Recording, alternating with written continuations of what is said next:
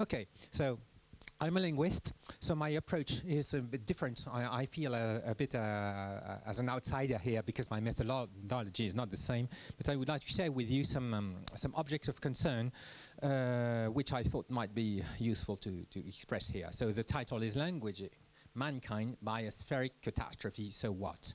So what do I mean by this? So the problem, formulation one. Human progress is often described as a non-viable autopoietic coupling leading to biospheric collapse. This is something you will find in fiction, for example in The Matrix, co-destruction of the species and the biosphere.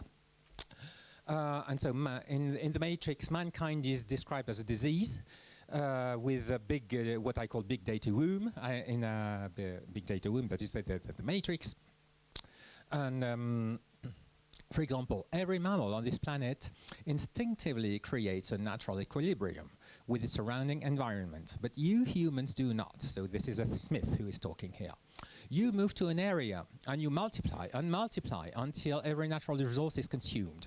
Human beings are a disease, a cancer of this planet. You are a plague and we are the cure. In Star Wars, you have the same kind of remark on the blindness of the intellectual goodwill elite. Blind are we if the creation of this clone army we did not see? Yoda in Star Wars Episode 2, The Clone Army. Or the alien, the archangel, is in The Day the Earth Stood Still. I've come to save the Earth, that is to say, eradicate mankind as a plague. And in the end, at some point during the film, they asked the question, can they change? That is to say, can they cure mankind as a contaminated and contaminating species? So the problem, formulation 2, is languaging itself the disease?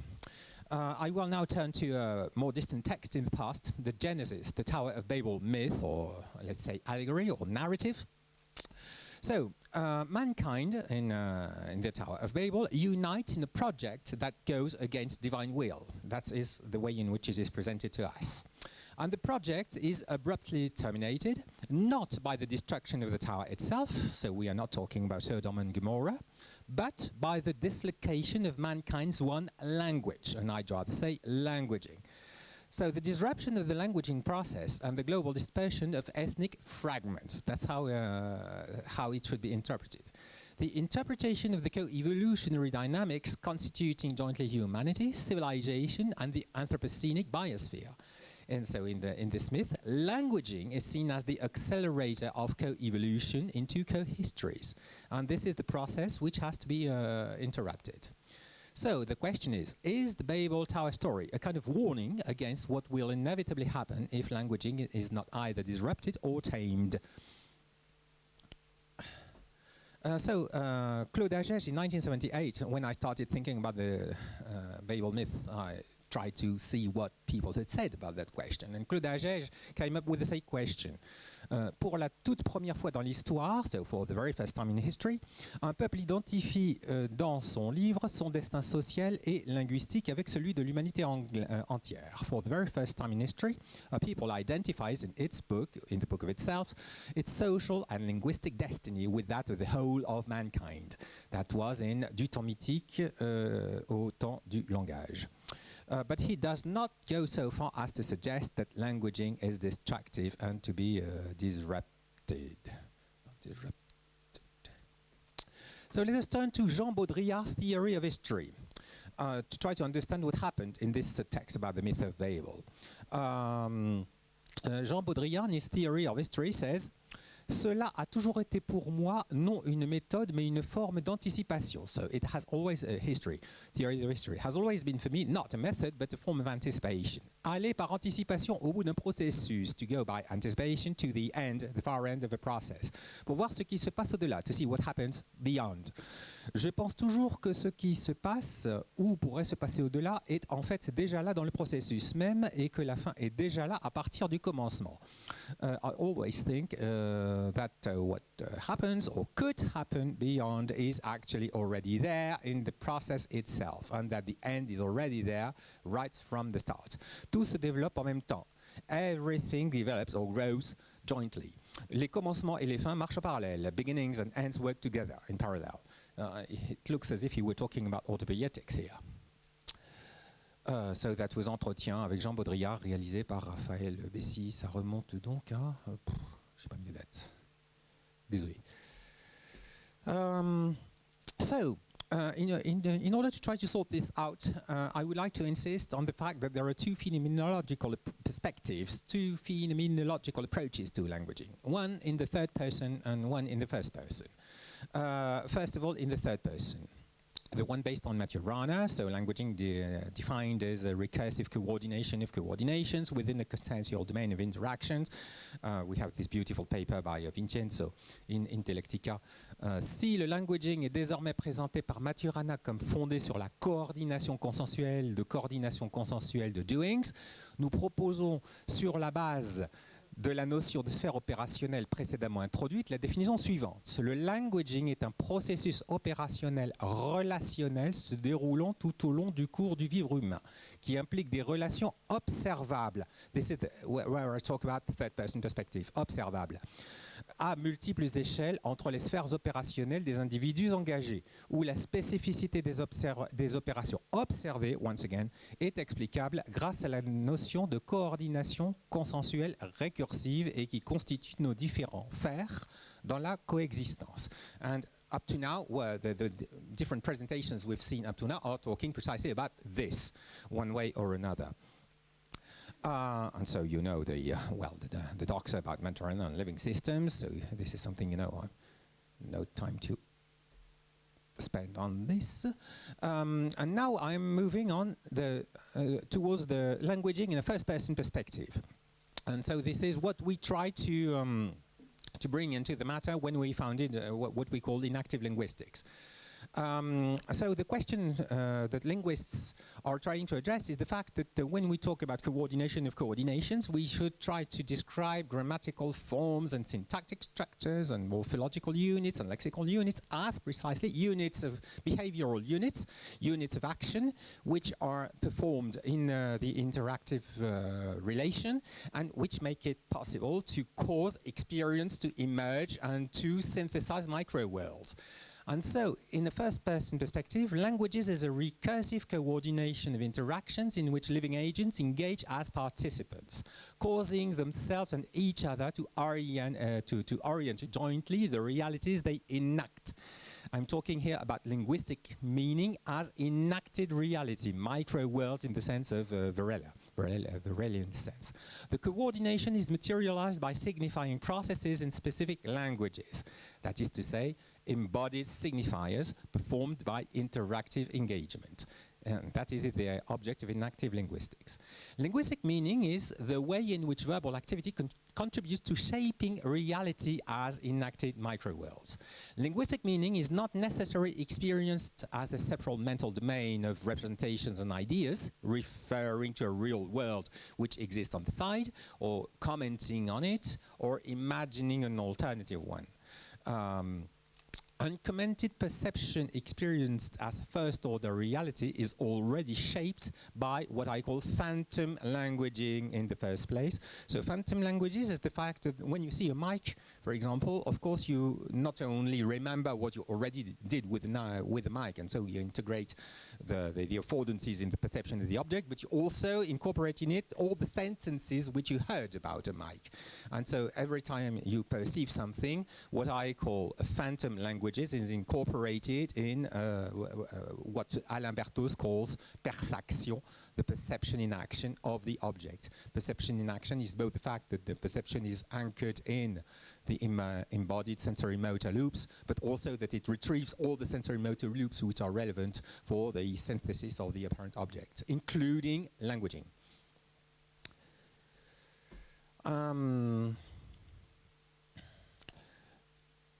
Okay, so simply for this, the two pictures show you what it is to think about languaging. If we take the boxing metaphor in a third-person perspective, that is to say, watching the woman punching with her fist forward, and in the first-person perspective, that is to say, experiencing the thing as you do it in your own position. That's a bit long. Okay. So what I would like to try to show is that languaging works as a kind of collective engine, in that not only shapes coordinations of coordinations, but it also orients the way in which the world is enacted. And this goes through sentences which work as kind of psalms, which orient the way in which you conceptualize the world. This would have been the old formula. For example, the 10 Commandments, the 7 Commandments of animalism in Orwell, Animal Farm. So you know them. Whatever goes upon 2 legs is an enemy. Whatever goes upon 4 legs and has wings is a friend. Enemy and friend. Did it stop?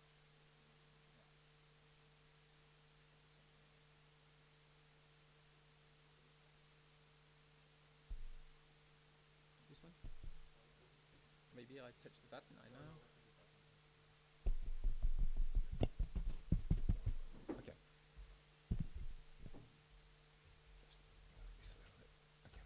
Can you hear me? Yeah. So in the 7 Commandments, you see sentences which relate to action. For example, no animal shall sleep in a bed, no animal shall drink alcohol. Okay, that's action. Yeah. But it's not only about action, it's about the way in which reality is enacted, that is to say, sense-making processes in which previously established interpretation of things and objects is obtained through languaging. Whatever goes upon 2 legs is an enemy, or whatever has 4 legs is a friend, which is a different thing. Human languaging, you will have this the same kind of laws, this time formulated in IA. I was talking about the 3 laws of robotics. iRobot. Shift. Huxley in Brave New World, an interesting notion. Hypnopedia. So hypnopedia is defined as the following: on non-verbal and verbal conditioning. But wordless conditioning is crude and wholesale, cannot bring home the finer distinctions, cannot inculcate the more complex courses of behavior. For that there must be words, but words without reason. In brief, hypnopedia. An instance of verbal conditioning is the following: all were green, said a soft but very distinct voice, beginning in the middle of a sentence, and Delta children wear khaki. Oh no, I don't want to play with Delta children. And epsilons are still worse. They are too stupid to be able to read or write. Besides, they wear black, which is such a beastly color. I'm so glad I'm a beta. And of course, because this is the emanation of conditioning, I'm so glad I'm a beta is assumed to emanate from the self and will and personality and autonomy of the subject. Well, of course, it does not. So conditioning regulates not only the action, but the very first order reality shaped by phantom languaging, experience as subjective and emanating from personal will. Hence, the fact that very often in Brave New World, the role of the language is underlined in order to show that subjects experiencing themselves as autonomous thinkers and actors actually not only are not autonomous, but use their languaging activity in order to renew the conditioning. For example, my word, said Lenina, I'm glad I'm not a gamma. My word. And it's not her word, actually. She experiences, it's not hers. It's absolutely terrible. She says she experiences this as if it were coming from her, and it's not. My word, said Lenina. I'm glad I'm not a gamma. I'm glad I'm not an epsilon, said Lenina, with conviction. And if you were an epsilon, said Henry, your conditioning would have made you no less thankful that you weren't a beta or an alpha. And so the consequence, humans are either civilized if they belong to the flock and repeat the psalms without identifying them as such, or are excluded, that is to say, the idiot, the stranger, or the savage in Huxley, who has this question: I do mind being human, don't you mind being humans? With of course, the policy in this question. Okay, so now I'm going to move on to more present-day psalms. So I was struck when the psalms, that is the slogans, which I'm going to evoke here, are those which I noticed at the airport of Orly. You could see that everywhere when you boarded the plane. and the sums were the following. It was HSBC's advertising campaigns airports. They fight what I call the six commandments of HSBC. In the future, even the smallest business will be multinational. Okay. In the future, the food chain and the supply chain will merge. Oh my God, what does that mean? The food chain and the supply chain will merge. The food chain is the environment. The supply chain is the human-made supply chain.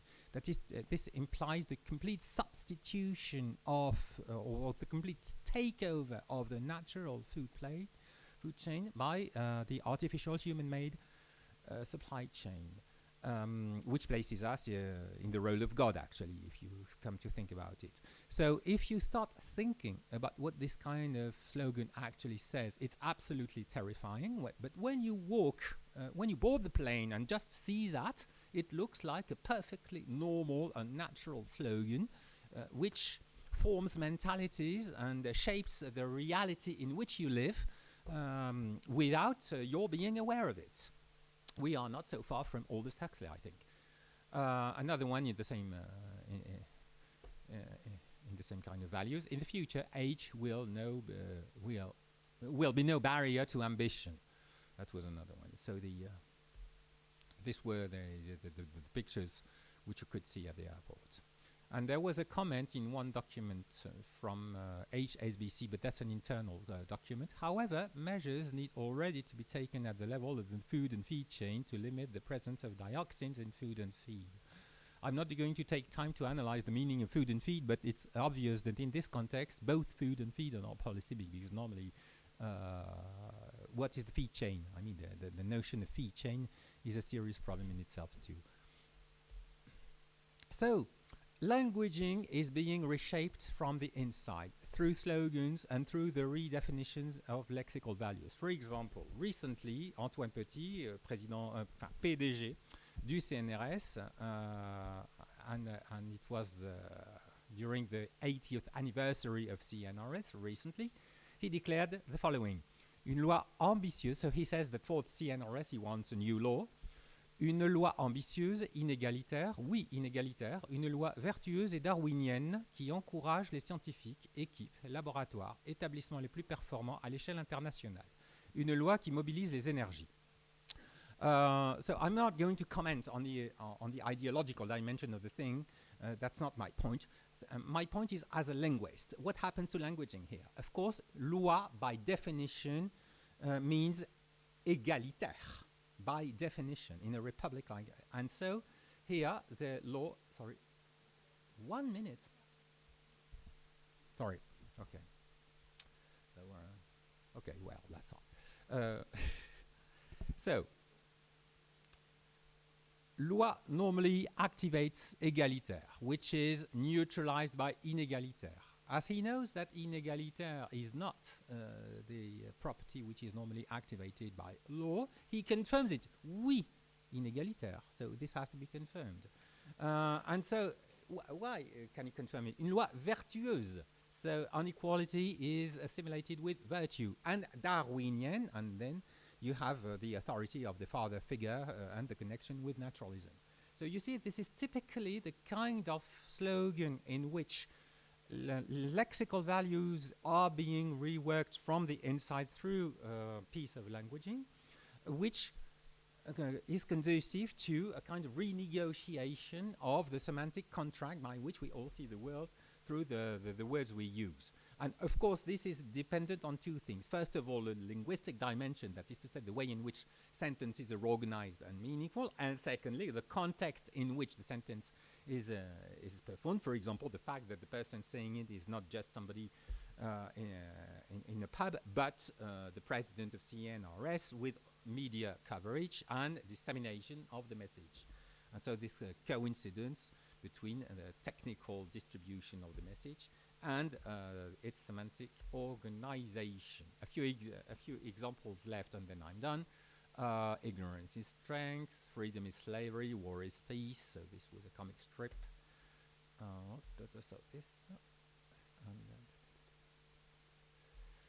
This is the last one. That'll be my conclusion. Have a look at this. I've realized something recently.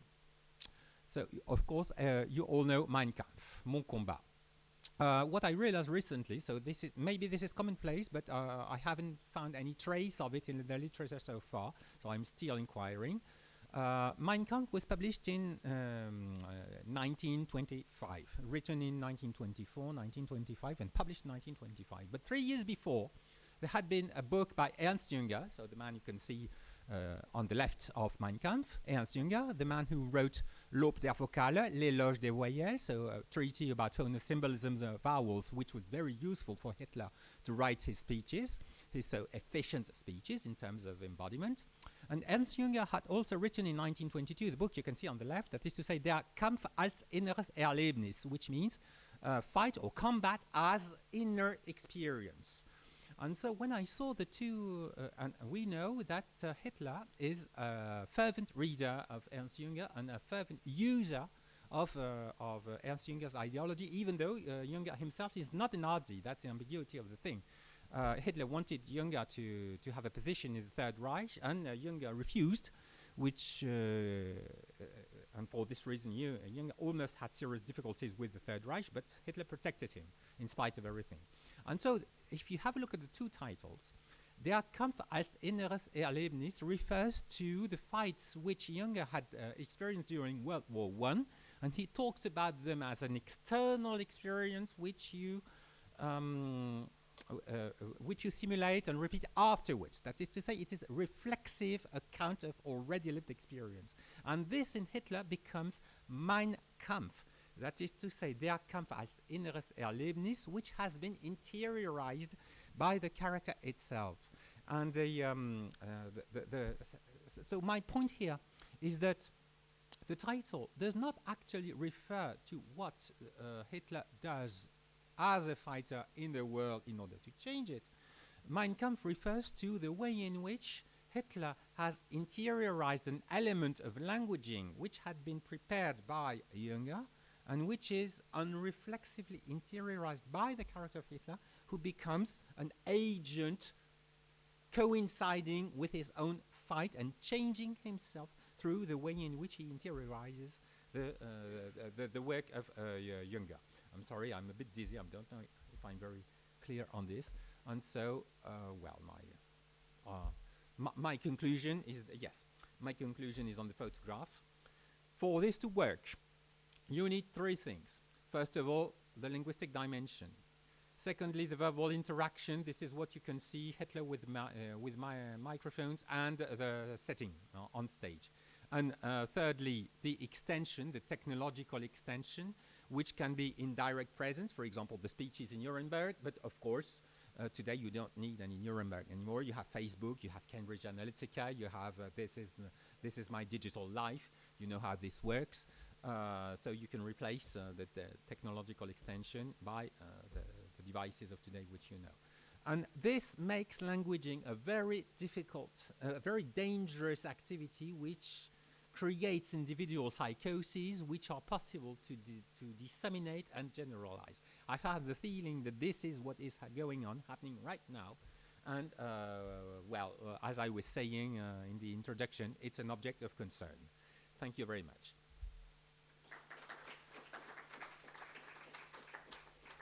I'm sorry for that.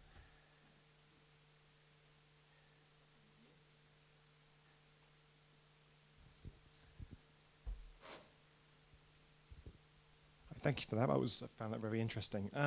One thing I was thinking, so you begin with this idea of the this Babel situation where you have languaging as a kind of positive feedback loop which has to be interrupted, almost, you could put it in those terms.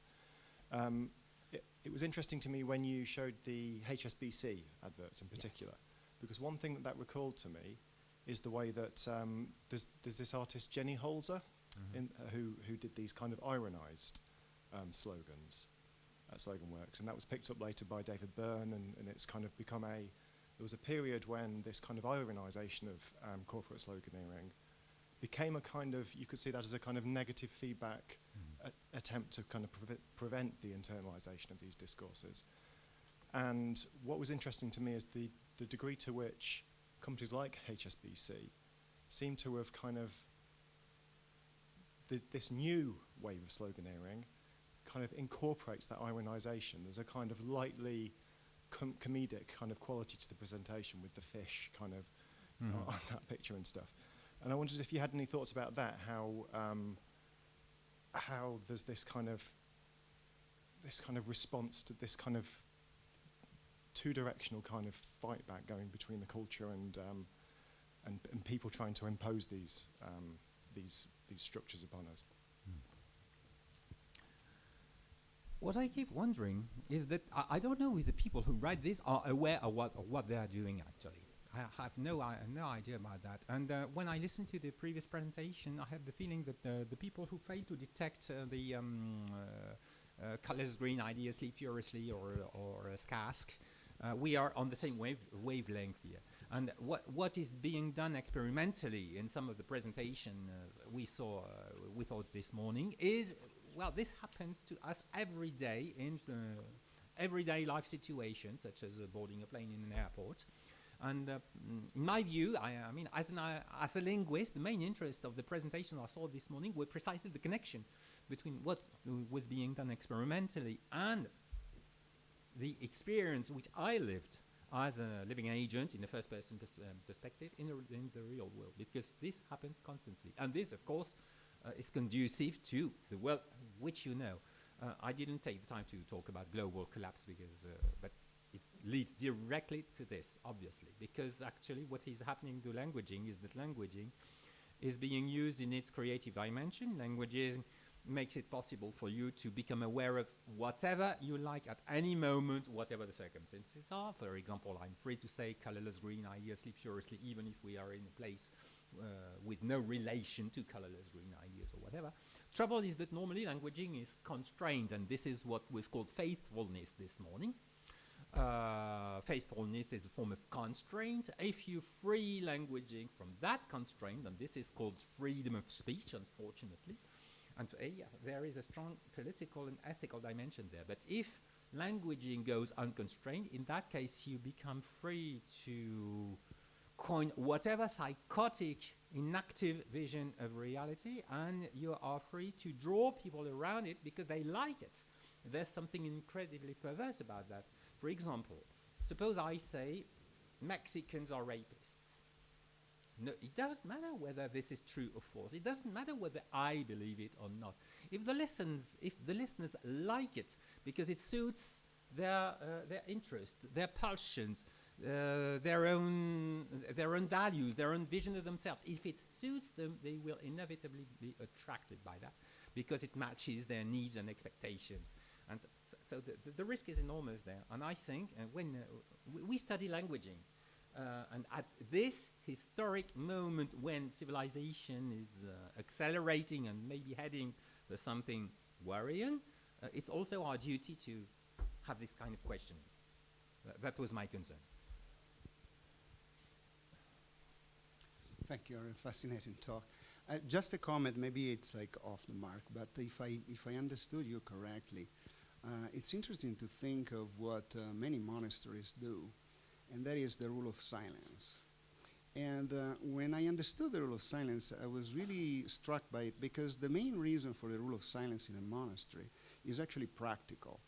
And the reason is that if you live in a monastery, you're bound to live by certain ethical principles. Yes. One of them is that not lying. Yeah. The problem is if you speak, if you use your languaging, the probability of making a nasty comment, making a white lie, small lie, is almost unavoidable. And so for them, the solution is that you don't talk. Because you know that if you talk, the chances of doing something unethical are higher than if you talk. I don't know if this is something that connects to that, but it seems to be, I don't know if it's wise, but it's a very practical solution to this, and they live in peace for millennia in these places. This is based on a very, I was going to say, Western vision of the agent, because if the speaking agent is autonomous, in that case, he's supposed to be fully responsible for what he says, and so the best way not to step away from values is not to say anything. Recently, I was in Africa, in Burkina Faso, and we made video recordings of verbal interactions in a workshop. And the theme of the the corpus study was the feeling of insecurity concerning language activity and language uses. And we were surprised to realize that the main factor for insecurity was not had nothing to do with hierarchy or inter-ethnic relations or even religion or conflicts between blacks. And it was not that at all. The question was, who am I to start to engage in speaking? That is to say, it was not based on the subject. It was because the speaking agent viewed himself or herself as a participant in a community with constraints and rules allowing a given person to speak or not to speak. And so this partially goes on your ground there, because they did not behave like monks. They would not decide on their own whether to say something or not. On the contrary, they explored the rules which allowed them to speak or not, and if the conditions were gathered, in that case they would talk. And if the conditions were not gathered, they would not talk, even if there was an emergency to do so, because the piece of information they had to communicate was an essential one for the working of the company. So the vision of the monastery you were alluding to seems to be essentially centered on the individual as an autonomous speaker, rather than a speaker constrained by family rules, so to speak.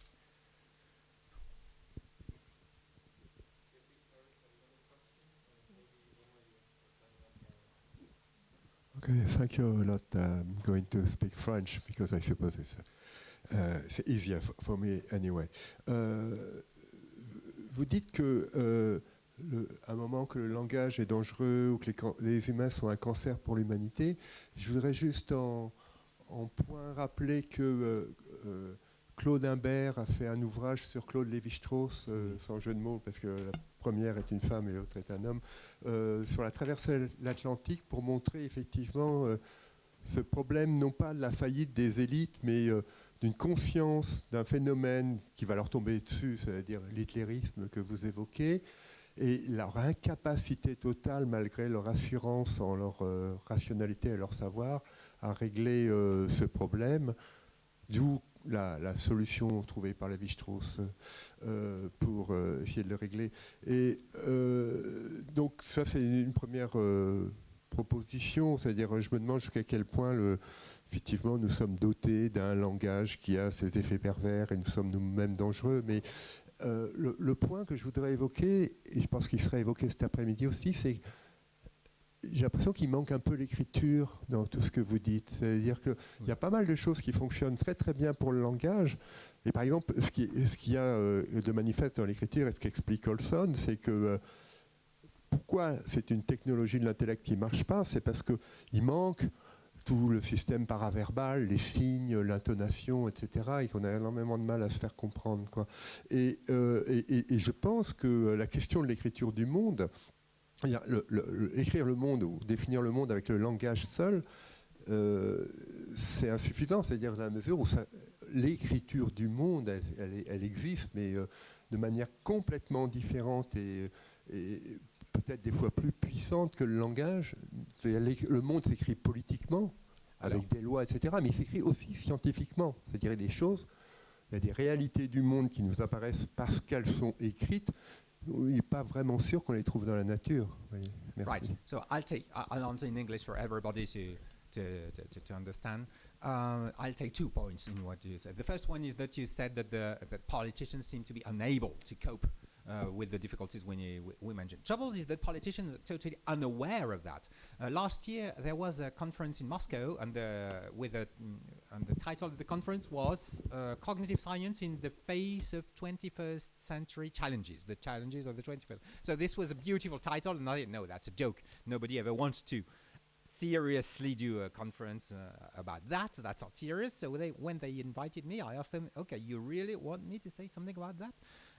I mean, sincerely, yes, please say something. Because the conclusion was precisely that we should re-educate the elite. And to re-educate the elite is not just tell them you are wrong. It is tell them your vision of the world is entirely wrong because of the medium in which you've grown. because of your languaging activity. I'm sure that if I went to try to meet President Macron or President Trump or President Putin or whoever, right now he would simply not understand what we are talking about because they do not enact the same world, the same reality. So there is a problem with politicians indeed, because they are pulling us into a dangerous direction. But how we are to process that is a serious issue. It's not just about bad will or being unaware. It's more serious than that. And then you talk about writing. Yes, indeed, I completely overlooked the question of writing deliberately because I had not enough time for what I had to say already.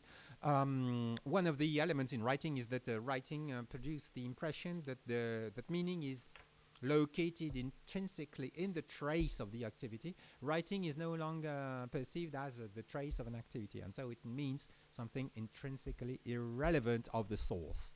There is a phenomenological shift. Sorry. I didn't realize. Okay, sorry. Yeah.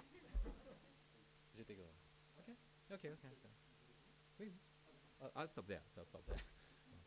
Okay, c'est bon? For the rush.